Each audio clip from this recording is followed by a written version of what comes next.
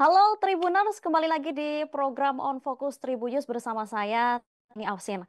Mahkamah Agung menolak permohonan peninjauan kembali atau PK 7 orang terpidana kasus pembunuhan Vina dan Eki di Cirebon, Jawa Barat.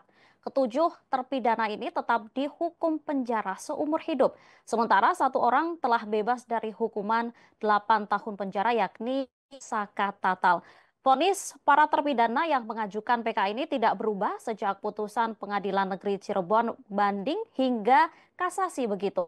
Lantas bagaimana melihat putusan PK yang kembali ditolak oleh MA? Saya akan membahasnya bersama mantan Kabar Eskrim Susno Duaji yang sudah tersambung dengan kami melalui Zoom malam hari ini. Halo, selamat malam Pak Susno.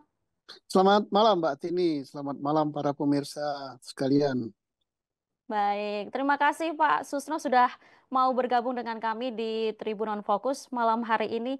Pak Susno ini sebagai pengantar, bagaimana kemudian Pak Susno melihat putusan PK dari MA terkait kasus Vina Cirebon yang sudah diputuskan MA hari ini begitu? Kalau saya melihatnya ini sebagai tragedi hukum ya. Ya. Tragedi hukum bahwa ternyata yang kedua kebenaran dan keadilan itu masih sangat susah diperjuangkan untuk masyarakat kecil gitu. Bahwa kasus ini semua rakyat Indonesia hampir 100% ya mengharapkan dan yakin bahwa ini adalah PK-nya akan dikabulkan. Mengapa? Karena dari segi materi perkaranya pembunuhan tidak terbukti gitu. Yang benar adalah perkara kecelakaan lalu lintas tunggal. Perkara Ya. pembunuhan sama sekali nggak ada alat buktinya. Saksi nggak ada, bukti forensik nggak ada, kemudian ahli juga nggak ada. Pembunuhan ya. Ya. Kemudian TKP-nya juga salah. Kalau di jembatan itu bukan masuk Cirebon kota tapi Cirebon kabupaten. Tapi Hmm. kalau perkara kecelakaan lalu lintas tunggal, ya saksi ada, bukti forensik berupa pembicaraan telepon ada, kemudian ya lengkap lah gitu. Itu dari segi materi ya. Tetapi di dalam PK yang dipersoalkan bukan materi ya, tapi mempersoalkan bahwa ada atau tidak kehilapan hakim. Gitu. Ternyata kehilapan hakim banyak sekali. Terungkap semua dalam persidangan di Pengadilan Negeri Cirebon tentang kehilapan hakim. Bahwa hilap para tersangka pada tingkat penyidikan tidak didampingi pada awalnya ya, tidak didampingi oleh penasihat hukum. Mestinya karena tidak dampingi penasihat hukum, maka perkara ini harus divonis bebas. Ya. Yang kedua, bahwa situ ada anak, yaitu Sakatatal waktu itu masih anak-anak. Maka cara menyidangkan pun harus sesuai dengan peradilan anak. Dan itu pun dilewati. Nah, yang berikut kehilapan hakim adalah tidak menggunakan alat bukti forensik berupa pembicaraan di atau berupa chat di HP ya, HP Vina dan HP Widya ya kalau nggak salah itu. Bahwa pada jam 10-an masih hidup ada chatnya. Itu tidak dimanfaatkan sebagai alat bukti. Jadi jelas ini ditambah yang lain lagi kelalaian itu ada sangat banyak lalai hakimnya. Ya. Entah lalai, entah hilap, entah karena bodohnya kita nggak jelas. Kemudian di dalam penolakan Mahkamah Agung, hakim ketuanya mengatakan tidak ada nopum. Nah ini yang lebih Hmm. lebih gila lagi. Tidak ada nopum apa? Chart itu alat bukti. Chart yang ada di HP, percakapan di HP itu alat bukti forensik yang baru ditemukan, yang tidak digunakan pada tahap awal, tapi akan digunakan untuk pada tahap PK. Ini sudah satu nopumnya. Belum nopom berikut berupa ditemukan daging manusia yang ada di skrup apa namanya lampu penerangan. Itu nopom Ya. juga. Kemudian apalagi nopom alat bukti. Alat bukti yang menyatakan bahwa perkara ini adalah kecelakaan banyak sekali. Saksi yang ditemukan oleh Kang Didi Mulyadi itu puluhan ya. Baik Hmm. yang ditemukan di Jogja maupun yang datang sendiri dan yang menyatakan bahwa betul dia melihat langsung dengan mata kepala sendiri bahwa itu adalah kecelakaan lalu lintas tunggal. Itu bukan nupum apa lagi. Itu nupum itu apa sih? Nupum itu adalah alat bukti baru. Nah, masih banyak lagi berupa apa? Keterangan ahli forensik yang mengadakan analisa terhadap percakapan di dalam apa percakapan chat pada HP yang Hmm. membuktikan betul itu HP Vina, betul itu HP Widya, betul itu jamnya jam segitu, semua terungkap di persidangan. Nah, kok katanya nggak ada alat bukti baru? Nah, Hmm. ini kan menurut saya gila. Boleh saja saya tidak sependapat dengan hakim. Belum tentu hakim itu benar, walaupun dia hakim Mahkamah Agung. Dia sekian tahun jadi hakim. Ya, saya juga 36 tahun loh jadi penyidik. Kemudian sambil ngajar juga tentang ilmu hukum. Dan saya menganalisa itu ya, wah ini ngawur. Tapi karena ini sudah diponis, ya maka ponisnya ya sah. Ponisnya sah, Ya. tapi belum tentu benar. Jangan dikatakan benar, makanya diberi kesempatan oleh hukum acara kita untuk melawan putusan itu. Kalau kita tidak terima, Ya. undang-undang mengizinkan untuk melawan. Bagaimana caranya? Kalau putusan pertama, cara melawannya dengan banding, itu menolaknya. Putusan tingkat kedua, cara melawannya dengan apa? Kasasi. Kasasi sudah selesai, cara melawannya apa dengan PK. PK pun kita tidak terima, maka cara melawannya adalah dengan PK lagi. Karena PK tidak dibatasi. Nah, kenapa PK tidak dibatasi? Khawatirnya kalau ketemu hakim-hakim yang kayak gini, yang Hmm. kayak gini, dia tidak melihat materi perkaranya apa. Dia hanya mengatakan putusan pertimbangannya yang dibacakan oleh apa namanya juru bicara Mahkamah dikatakan ditolak karena satu tidak ditemukan kehilapan hakim. Nah, dia hanya ngomong gitu aja, tapi tidak dijelaskan tidak ditemukan kehilapan atau kesalahan atau kealpaan hakim itu bagaimana? Kok langsung statementnya kayak gitu? Enak benar gitu. Yang tidak hilap itu dalam segi apa? Buktinya bahwa itu tidak hilap, buktinya bahwa tidak benar itu apa? Nah, dari penasihat hukum sudah mengatakan bahwa kehilapan hakim itu tidak ada penasihat hukum. Hmm. Peradilan anaknya dilanggar. Kemudian alat bukti yang sudah ditemukan, alat bukti forensik sudah ditemukan tapi tidak digunakan. Itu kan kehilapan semua. Lah, Ya. kalau misalnya hakim mengatakan tidak ditemukan kehilapan, harus dibantah. Kehilapan yang sudah ditemukan oleh penasihat hukum ini apa? Bantah dulu, jangan langsung tidak ditemukan kehilapan. Nah, ini kan model bakul bakso namanya. Orang akhirnya Ya. tidak percaya sama Mahkamah Agung. Yang kedua, dia katakan tidak ada nupum. Nah, harus dibantah apa yang diajukan oleh penasihat hukum, apa yang diajukan oleh hakim pada saat sidang PK di Pengadilan Negeri Cirebon, ada banyak sekali nupum berupa bukti forensik, berupa saksi ahli, berupa saksi mata yang melihat langsung peristiwa itu. Dan ini semua tidak pernah digunakan sebagai alat bukti pada sidang tingkat pertama 2016. Ya. Ditemukannya pada tanggal 2024. Hakim Hmm. harus membantah. Oh, ini bukan nupum. Dan jelaskan kenapa bukan nupum. Kan harus gitu. Jangan hanya Ya. hanya ini bukan nupum, tidak ada nupum, tidak ada bukti baru sehingga ini ditolak. Loh ini manusia. Ingat, 8 anak manusia yang sudah diponis, 7 seumur hidup, 1 8 tahun. Ya.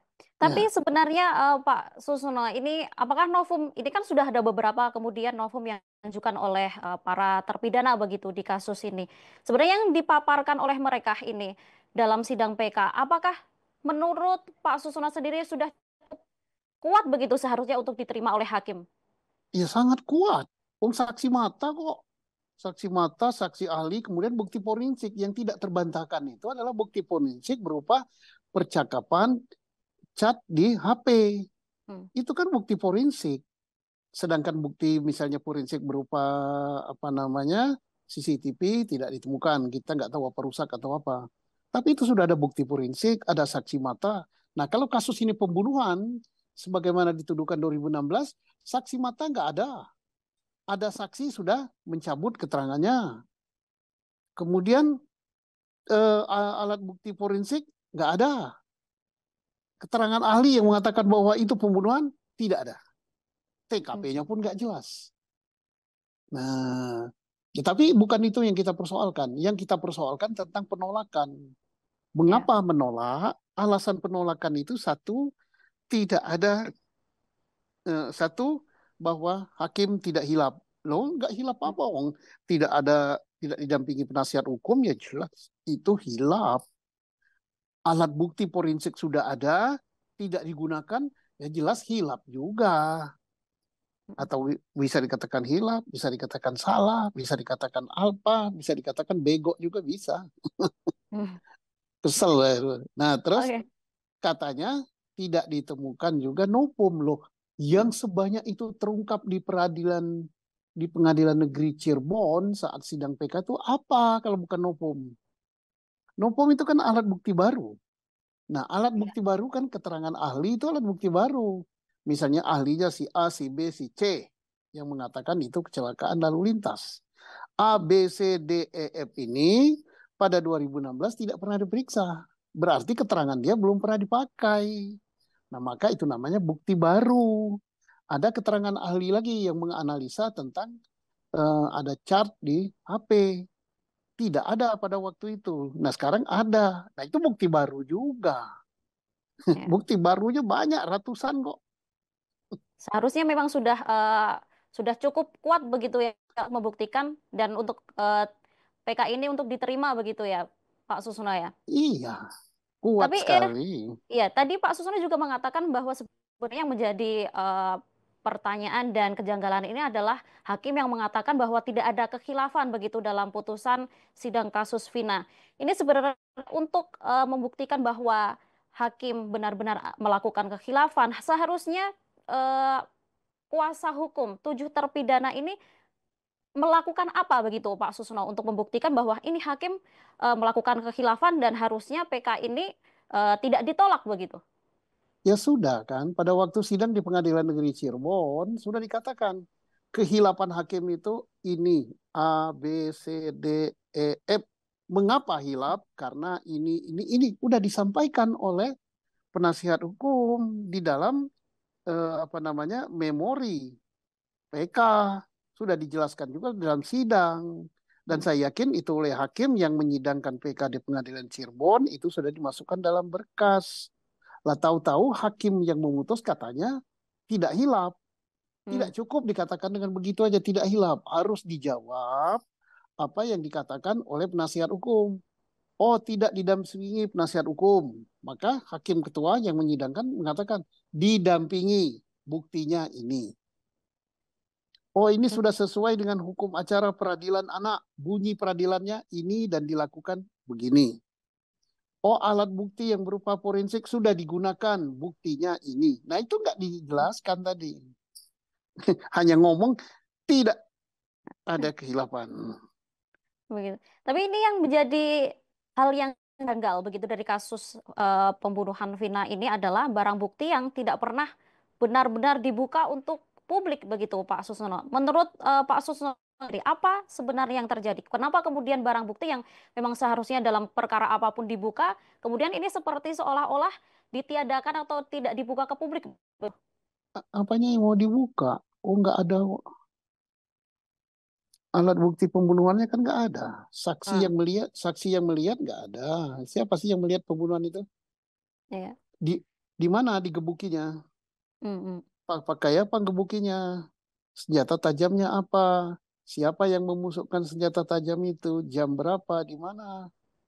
hmm. Itu nggak ada semua. Saksi nggak ada yang tahu. Ya jadi Ja- yang mau dibuka ke publik tuh apanya yang dibuka? ya.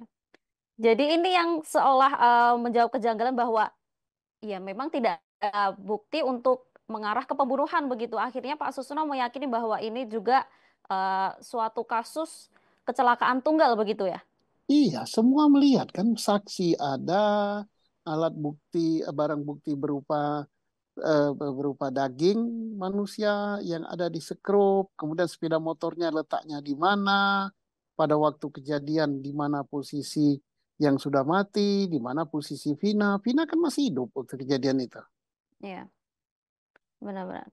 Tapi ini kasus kuasa hukum 7 terpidana kasus Vina ini menyebut setelah penolakan PK oleh MA ini mereka menolak untuk mengajukan gerasi begitu dengan tidak mau mengakui kesalahan begitu. Melihat sikap para terpidana ini seperti apa, Pak Susno?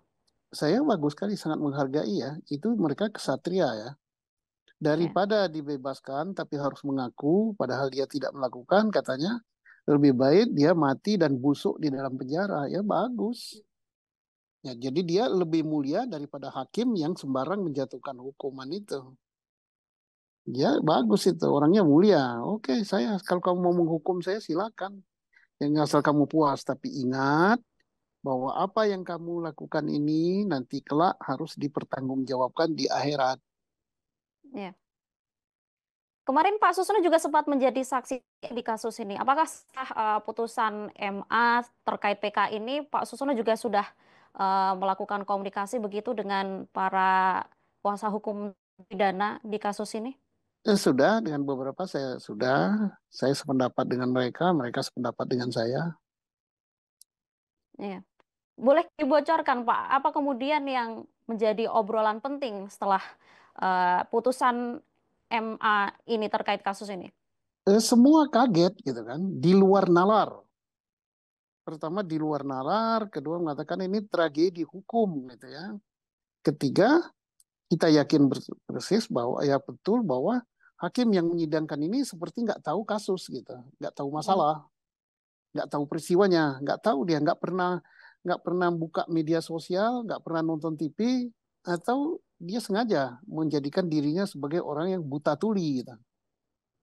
ya. Nah, Tapi kemudian keluarga, ya, mereka para penasihat hukum sekarang fokus utamanya karena belum menerima berkas putusan secara resmi, fokusnya dia adalah menenangkan keluarga dan ya, menenangkan para terpidana. Karena terpidana itu kan tidak bisa menghitung hari, dia nggak tahu bukan bebas, dia kan akan sampai mati di dalam penjara itu kalau nggak ada ya, bantuan hukum gitu. baik. Tapi sebelum keputusan MA kemarin juga dari keluarga keluarga Vina sendiri juga berharapnya bahwa PK ini ditolak begitu. Ini Pak Susno sendiri menanggapi ini kemudian bagaimana? Lah kalau itu kan wajar-wajar saja karena dia kan anaknya ninggal, tapi dia kan nggak tahu masalah hukumnya gitu. Dia kan keluarga Vina kan nggak dihadirkan di dalam persidangan apa PK. Mm-mm. Hmm. Pak Susno, Ya, ini kan sudah kemudian diketahui begitu. Masih ada upaya yang bisa dilakukan oleh para terpidana untuk bebas dari kasus ini selain dari pengajuan gerasi begitu? gerasi ditolak, si terpidana nggak mau. Mm-mm. Abolisi dan sebagainya nggak mau semua mereka karena harus mengakui kesalahan ya. Ya mereka Ya, kan sekarang dalam segi hukum Indonesia kan menurut putusan Mahkamah Konstitusi PK itu boleh mm, beberapa kali diajukan. Jadi silakan setelah dapat berkas yang asli kemudian susun PK lagi. Mudah-mudahan di Mahkamah Agung mendapat hakim yang hati nuraninya berfungsi gitu. ya, berarti masih ada satu langkah untuk mengajukan ke Mahkamah Konstitusi begitu Iya, walaupun tapi selain walaupun gerasi. walaupun ada langkah beberapa ya, Mm-mm. jangankan satu, beberapa langkah. Kalau hakimnya masih model begini ya percuma ya. Tapi ini kan masih ada kemudian kemungkinan untuk mengajukan ke MK. Seberapa besar Pak Susono meyakini bahwa ini nanti PK-nya juga akan diterima begitu oleh MK? Ya rupanya di Indonesia ini kan masih perlu suatu pengawalan ya. Mm, Karena hakim-hakim kita kan masih belum mau berpikir gitu kan. Perlu dikawal ya mungkin yang ngawal netizen ya. No, karena sekarang ini sepertinya kan kayak kasus di mana itu Morowali Selatan ya. ya. No viral, no justice gitu. Nah sama ini, waktu dia masih di pengadilan Cirebon, ramai kita ngawalnya. Begitu masuk Mahkamah Agung, oleh Mahkamah Agung didiamkan, nggak diputus-putus kan? Ya. Didiamkan cukup lama, 3 bulanan, 3 bulan atau lebih, baru diputus setelah orang tenang gitu. Baru terkaget-kaget. Ya kita lihat aja lah bagaimana reaksi publik ya. Apakah viral kemudian baru diusut lagi atau tidak begitu ya Pak Suseno ya? Ya kita lihat aja bagaimana kepekaan rakyat Indonesia terhadap penegakan hukum, ya. Baik. Pak Suseno terakhir apa kemudian yang bisa diharapkan Pak Suseno melalui kasus ini ke depannya begitu? Ya saya harapkan nanti PK lagi, kemudian mendapatkan hakim yang hati nuraninya masih berfungsi gitu. Hmm. Satu. Yang kedua, mungkin kesempatan inilah kita bisa mereformasi hukum kita. Hmm. Hukum acara kita direformasi. Kalau tidak bisa diamandemen prosesnya panjang, minimal di judicial review di Mahkamah Agung, di Mahkamah Konstitusi. Nah, yang ketiga kita berharap Mahkamah Agung kita direformasi gitu. Yang direformasi karena apa? Sudah kepercayaan masyarakat pada benteng terakhir penegakan hukum Mahkamah Agung ini boleh dikatakan udah nggak ada. Banyak Hmm. sekali yang terlibat kasus ya, Hakim Agung terlibat. Kemarin kita tahu bahwa ada yang apa? Calo perkara sampai 1 triliun, Ya. emasnya 51 kilogram. Nah, dan dia mengatakan bahwa setiap perkara si calo ini hanya nerima 1 miliar katanya. Hmm. Nah, dirinya terkumpul ditemukan 1 triliun. Berarti sudah lebih dari 1.000 perkara yang dia tangani. Kan Hmm. belum yang jadi emas. Kalau emas itu nilainya 500 juta berarti udah 1.500 perkara. Kalau dibuka oleh kejaksaan, perkara apa saja, siapa saja majelis hakimnya di Mahkamah Agung. Kan Hmm. Hakim Agung nggak banyak kan, jumlahnya nggak sampai 100 kan. Ya. Sedangkan perkara yang dia calohi itu 1.500-an. Apakah semua terlibat? Ya Allahu alam bisawab. Makanya Semoga tidak begitu ya Pak Susno. semoga optimis gitu. Iya. Ya di tangan hakim-hakim yang kayak gini kita Hmm. menyerahkan perkara, kita meminta keadilan, nggak akan tercapai. Hmm. Ya, tapi semoga saja masih banyak penegak hukum yang tetap adil dan jujur begitu terkait pengusutan apapun begitu, sehingga masyarakat kedepannya masih mempercayai penegak hukum untuk eh, mencari keadilan begitu. Kalau mempercayai mungkin nggak ada lagi yang percaya ya. Hmm. Kecuali setelah nanti direformasi, diperbaiki gitu atau ganti orangnya gitu kan. Ya. Baru kepercayaan itu berarti kalau sekarang ini kan bukan mempercaya, terpaksa ya. Karena nggak bisa lagi, nggak ada lagi pengadilan lain. Apa ada Mahkamah Agung lain? Kan nggak ada kan. Ya. Like or dislike, suka tidak sukanya Mahkamah Agung yang ini. Like or dislike, suka atau tidak suka, Hakim Agungnya ya Hakim Agung yang bercokol di situ. Hmm. Baik, berarti butuh reformasi untuk agar penegak hukum kembali bagus begitu ya Pak Susno. Sebagai rakyat Indonesia yang mempunyai Hmm. Mahkamah Agung itu kita kan, Anda Ya. juga. Bukan mereka yang punya itu. Kita yang Hmm. mendesainnya, kita yang menggaji, kita juga yang memberi mereka wewenang. Melalui undang-undang yang kita buat, melalui wakil kita di DPR. Jadi jangan Ya. mereka merasa, wah itu dewa, jago dan semua. Tidak. Mereka itu milik rakyat. Kitalah yang berwenang untuk mendesain mereka ulang. Kalau kita katakan, wah bubar kan, ya bubar dong. Iya. Baik, terima kasih Pak Susno sudah bergabung dengan kami dan mengobrol terkait kasus Vina ini di Tribun On Focus. Apakah setelah ini ketujuh terpidana akan mengajukan gerasi apakah ke MK atau tetap kepada pendirinya untuk menolak mengajukan pengampunan ke Presiden Prabowo? Kita tunggu perkembangan selanjutnya. Begitu Kalau ya Pak Susno. kalau ke MK tetap, karena nggak ada lagi. Kecuali Iya. kalau sudah dibangun MK2 gitu. Oke. Atau MK Perjuangan gitu. Ya, baik. Terima kasih sekali lagi Pak Susno. Terima Demikian kasih Mbak Tribuners. Tini. Ya. Ya, demikian Tribuners obrolan saya dengan mantan Kabar Eskrim Susno 2J. Sampai jumpa di Tribun On Fokus selanjutnya. Download Tribun X sekarang. Menghadirkan lokal menjadi Indonesia.